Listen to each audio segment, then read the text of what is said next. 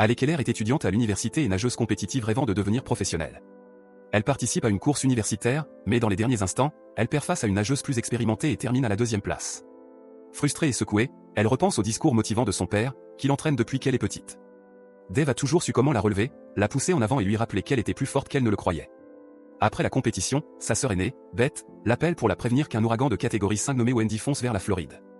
Alec doit trouver un abri rapidement, mais Beth s'inquiète aussi parce que leur père ne répond pas au téléphone. Ignorant le danger, Alec décide d'aller vérifier elle-même si tout va bien. En route, elle est arrêtée par la police qui bloque la route, la tempête s'intensifiant et les maisons commençant à être inondées. L'un des policiers se trouve être l'ex de Beth, mais même cela ne lui permet pas de passer le barrage. Déterminée, Alec contourne la route principale, se faufile au-delà du blocage et part directement vers son père. Quelques minutes plus tard, elle arrive à l'appartement où son père vit depuis le divorce. Elle n'y trouve que son chien, Sugar, et de vieilles photos de famille qui montrent clairement que Dave traverse une mauvaise période. Autrefois, ils formaient une famille heureuse, mais leur mère est partie pour un homme plus attentionné et a fini par s'installer à Paris. Dave ne s'en est jamais remis et, avec le temps, il s'est éloigné de ses filles. La tension était particulièrement forte entre lui et Alec, tous deux têtus, tous deux prompts à se heurter. Quand elle tient Beth au courant, elle admet qu'il n'y a aucune trace de lui dans l'appartement. Il se pourrait qu'il soit parti dans leur ancienne maison au bord de Coral Lake, mise en vente depuis le divorce. Beth la supplie de ne pas y aller et l'épicentre de l'ouragan se trouve exactement dans cette zone. Mais quand elle décide quelque chose, elle ne recule pas. Alec et Sugar parviennent à l'ancienne maison familiale et aperçoivent le pick-up de Dave garé devant. Sachant qu'il doit être tout prêt, elle fouille chaque pièce et vérifie le jardin, mais ne trouve toujours rien. Une nouvelle alerte météo retentit et l'ouragan s'intensifie, brisant un arbre voisin en deux et faisant éclater la fenêtre de la cuisine. En continuant ses recherches, elle entend Sugar aboyer et remarque la porte du sous-sol ouverte. Pensant que son père doit être en bas, elle descend dans cet espace sombre et boueux, envahi de rats et de saleté, s'enfonçant dans l'inconnu. En regardant autour d'elle, elle repère un tournevis, quelques outils, une radio fonctionnelle et les vêtements de son père. Quelques instants plus tard, elle finit par trouver Dave, inconscient, avec une vilaine blessure à l'épaule qui ressemble à l'attaque d'un animal sauvage. Elle tire une bâche jusqu'à lui, la glisse sous son corps et commence à le tirer vers les escaliers pour essayer de le sortir de là et appeler de l'aide. Elle n'est qu'à quelques pas de la sortie quand le chien se met soudain à aboyer frénétiquement, l'avertissant du danger. Une seconde plus tard, un énorme alligator surgit de l'obscurité et lui bloque le passage. Il fonce sur elle et sur Dave, forçant Alec à traîner son père dans la direction opposée. Elle s'en sort de justesse tandis que l'alligator les poursuit, et la seule chose qui l'arrête est l'enchevêtrement de tuyaux bloquant une partie du sous-sol. Quelques minutes plus tard, Dave reprend connaissance et supplie qu'on lui donne de l'eau. Le seul moyen de l'aider est d'imbiber le sweatshirt d'Alec avec de l'eau de pluie, ce qu'elle fait. Il en déduit que l'alligator a dû entrer par un conduit relié au lac et lui demande de fuir tant qu'elle le peut. Mais malgré leur tension, elle refuse de l'abandonner. Son épaule est en lambeaux et sa jambe est fracturée en une fracture ouverte. Il ne peut pas bouger. Sans elle, il est perdu. Alec propose d'appeler la police, mais elle a fait tomber son téléphone en fuyant l'alligator. Sachant qu'elle doit retourner le chercher, elle avance lentement et en silence, demandant à Dave de continuer à lui parler pour l'empêcher de paniquer dans l'obscurité alors qu'un prédateur rôde quelque part tout près. Sur la terre ferme, les alligators sont plus lents, ce qui lui donne au moins une chance de se défendre. Même dans un moment pareil, tous deux se disputent, la carrière de nageuse d'Alec décline et elle n'a pas gagné de compétition depuis longtemps. Dave insiste sur le fait que le problème vient de son état d'esprit, pas de son corps. Mais Alec en a assez de ses discours de motivation à la dure. Elle attrape son téléphone et commence à composer le 911 lorsqu'un profond grognement guttural retentit derrière elle. Un éclair illumine la pièce et elle se retourne pour voir un autre alligator gigantesque. Il y en a au moins deux là-dessous. Elle tente de courir, mais l'un d'eux l'attrape par la jambe. Dave ne peut qu'observer, impuissant, sa fille lutter pour sa vie. En donnant des coups avec sa jambe libre, elle réussit à se dégager, mais un autre gator surgit sur le côté. Coincée entre les deux monstres, elle attrape une boîte à outils en métal et la cale au-dessus de sa tête comme un casque pour empêcher l'alligator de la mordre. Cela lui donne juste assez de temps pour repartir en courant. Elle essaie d'utiliser l'enchevêtrement de câbles au-dessus comme piège, mais elle finit par s'y coincer elle-même. Par miracle, elle parvient à se libérer, pour aussitôt se retrouver acculée dans un coin, face à l'une des bêtes. L'alligator écrase son téléphone et fonce sur elle, prêt à l'achever, mais Alec aperçoit le tournevis de Dave au sol et le plante droit dans l'œil de la créature. Alors qu'elle se débat, Alec replonge derrière les tuyaux, un des rares endroits où les alligators ne peuvent pas passer.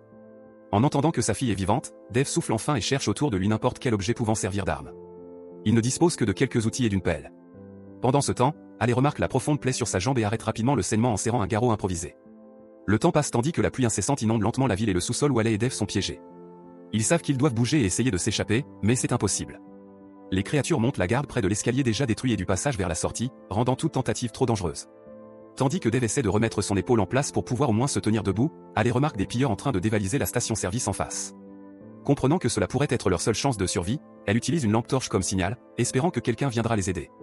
À un moment, l'un des pilleurs la voit, mais cela ne change rien. Dehors, le sol grouille d'alligators. L'un attaque une femme assise dans un bateau, un autre déchire l'un des hommes. Son petit frère, caché dans le magasin, devient lui aussi une proie facile.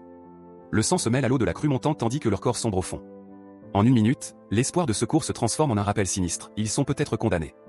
En assistant à la scène, Alley commence à perdre foi en leur chance de sortir vivant du sous-sol. Tentant de garder le contrôle, Dave mesure le niveau de l'eau et calcule dans combien de temps le sous-sol sera totalement submergé. Le temps presse et il faut agir. Il dit à sa fille d'essayer de s'échapper par la seconde sortie, une trappe à l'avant de la maison, en rampant dans des tuyaux qui la protégeront de l'alligator. Alley atteint enfin la sortie tant espérée. Les toiles d'araignée et les araignées ne lui font plus peur. Comparées aux dangers présents, elles sont insignifiantes. Mais toute lueur d'espoir disparaît aussitôt, la trappe est bloquée par des meubles empilés au-dessus. Leur chien aperçoit Alley, mais ne peut rien faire, la regardant lutter pour survivre. Alley comprend qu'il leur faut un plan de secours, mais cette trappe était leur dernière chance. Elle propose d'aller vérifier le fossé de drainage, mais Dave le lui interdit aussitôt. Il est certain qu'il est rempli d'alligators, la seule voie menant au sous-sol. La pluie s'intensifie, chaque minute qui passe, leur chance de s'échapper diminue. Au moment où tout semble perdu, Dave et Alley entendent le vrombissement d'un hors-bord. Ils comprennent que de l'aide arrive. C'est la police, dont l'ex-petite amie de Beth. Il connaît bien la famille et avait deviné où Alley se rendait, venu s'assurer qu'elle et son père allaient bien. Alley et Dave crient, frappent les tuyaux et tentent de toute leur force de signaler leur présence, mais ils sont coincés dans le sous-sol, à seulement 1 mètre des prédateurs. Pendant ce temps, le partenaire du policier essaie de déplacer le bateau, mais n'y parvient pas, des débris se sont enroulés autour de l'hélice. En commençant à les retirer, il remarque quelque chose d'étrange.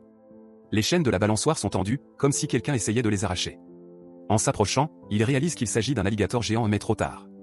Toute tentative de fuite est vaine, il est encerclé par plusieurs prédateurs affamés qui le déchirent en quelques secondes. Le sous-sol est presque entièrement inondé, et l'ami de longue date de la famille ne peut plus descendre. En regardant à l'intérieur, il voit Alley et comprend que l'endroit grouille de monstres. Sa tentative de contacter son partenaire échoue. Celui-ci est déjà devenu nourriture pour alligator. Quand l'officier tente d'appeler du renfort, un des prédateurs jaillit de l'eau et l'entraîne dans le sous-sol. Alley se précipite pour l'aider, tendant la main vers l'ex de sa sœur, mais c'est trop tard. Les alligators le mettent en pièces et le tuent instantanément.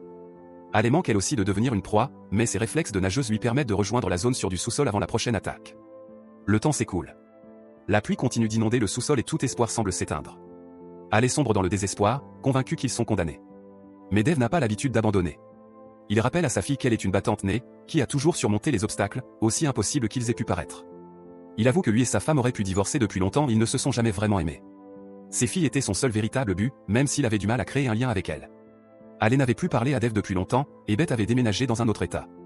Porté par les paroles de son père, Alley puise la force d'essayer encore. Dave remarque que les alligators réagissent violemment au bruit des coups sur les tuyaux et décide d'en faire une diversion. Avec un pilier de soutien et une pelle, il prépare un petit piège, puis commence à marteler les tuyaux avec une brique. Alors que les alligators se dirigent vers lui, Alley nage vers l'escalier en essayant de rester silencieuse et prudente. Elle ne remarque pas une boîte métallique au sol et la heurte accidentellement. Un prédateur entend le bruit et se tourne vers elle, mais Alley parvient à se cacher derrière un mur tout proche. Un alligator attaque Dave, mais celui-ci utilise son piège pour le bloquer, lui assène un coup de brique sur la tête puis l'achève avec une pelle bien aiguisée. Alley voit que le chemin vers l'escalier est trop dangereux et l'alligator en patrouille est revenu. Elle décide donc de vérifier la voie menant au conduit de drainage. Là, elle trouve le corps du policier. Mais ce n'est même pas le pire. Les alligators ont construit un nid et pondu des œufs, protégeant férocement la zone et y revenant sans cesse. En jetant un œil dans le conduit de drainage, Alley repère un troisième prédateur et évite soigneusement d'attirer son attention, le laissant nager plus loin. Le passage dans la conduite est dégagé et, surtout, Alley remarque un pistolet dans l'étui de l'officier mort.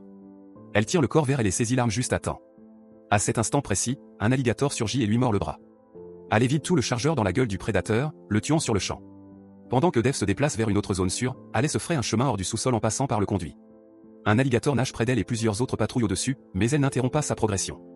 Rapidement, Alley atteint la terre ferme, échappant de justesse au monstre.